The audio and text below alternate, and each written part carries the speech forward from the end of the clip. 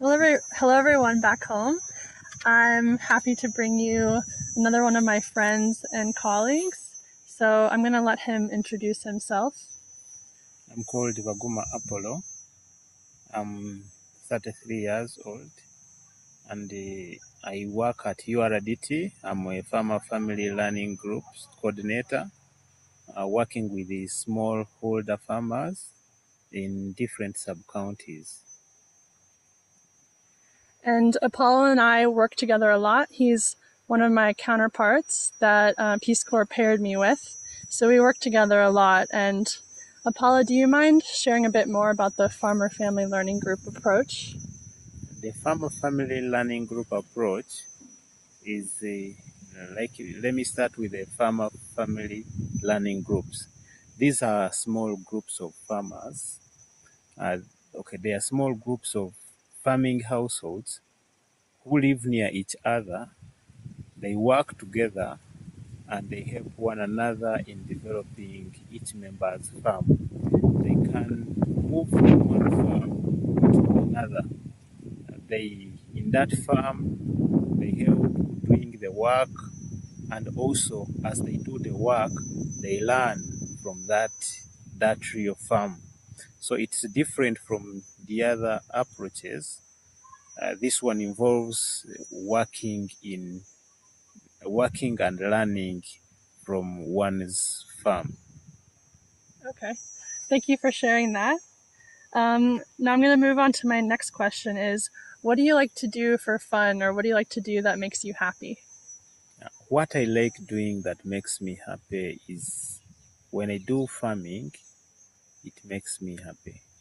Like when I grow my crops and they come out very well and I get a good harvest, it makes me happy. And then if I'm rearing animals and the outcome is good, then I feel very happy. Yeah. Okay, so my next question is, what are some current challenges that you're facing? The current challenges that I'm facing is given that I'm a farmer family learning group coordinator, working with the different smallholder farmers groups, and these groups are quite many. And I also have a farm at home, so balancing time for for the farm at home is quite a challenge, because in most cases I give little time to my farm at home, and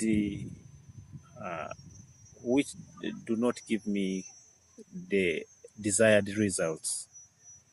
So that I find that one quite challenging. And to give some people at my home a vision of what your farm looks like, can you tell us a little bit about what you're growing? I am a farmer who is growing bananas, and also rearing animals. In animals, I'm rearing cows, and the bananas, there are a number of varieties, the number of different crop varieties that I'm growing for the bananas. Okay. So now we're transitioning to talk about something cultural.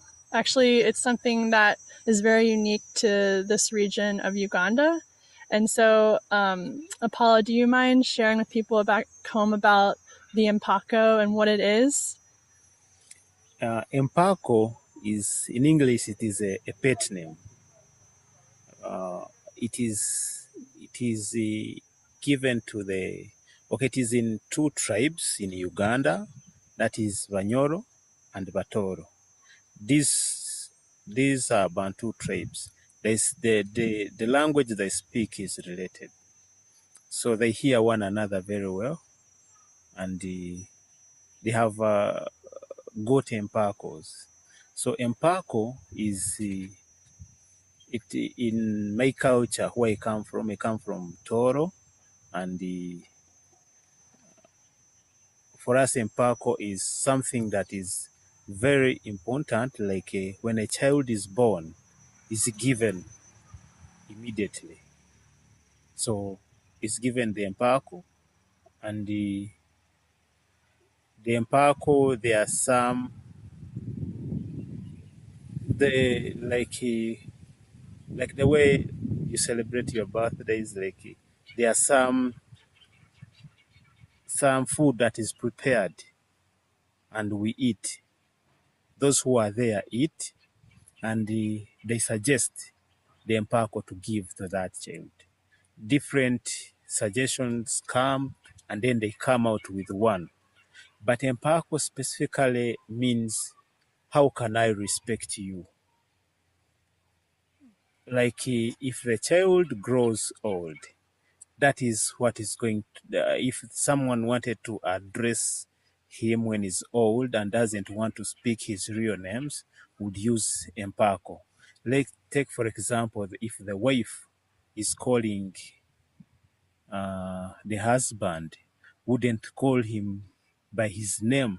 It looks bad when the wife calls the husband by the name. I've made that mistake here. So calls the husband by the pet name.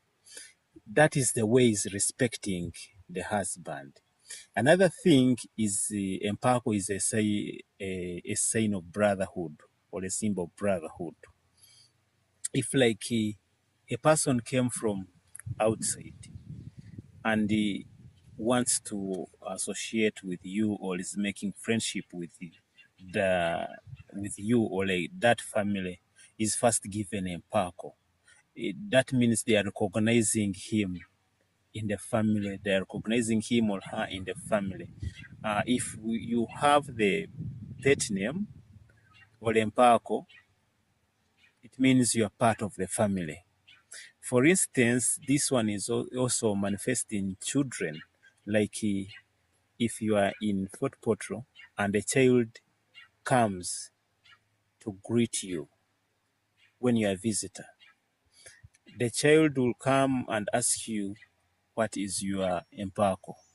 And when you tell him that they don't have empako, that child will have no words, will move away and go to the next visitor and ask. If that visitor has empako, will greet. But for those who do not have, has no words to speak with them, will just move away. It means that child has failed to get away to respect you, has failed to get away to be part of you. So when you have it, it means we are brothers and sisters, and we can live together very well. And another reason why we have empako is like it's part of the culture. We feel very happy when we are called by our empakos, and when we are respected by our empakos, than when we are called by their names. So empako is very, very important in our culture. And the empako, we have 11 pet names or empakos, but these 11, there are some that are for men, and there are some that are shared for both by both men and women. So we have a Bala, a Chali, a Puli, a Rali, and the Okari. Those ones are for men, but the rest can be shared. But sometimes they give the pet name like a Woli specifically for women, but some men are called a Woli. Mm. Yeah.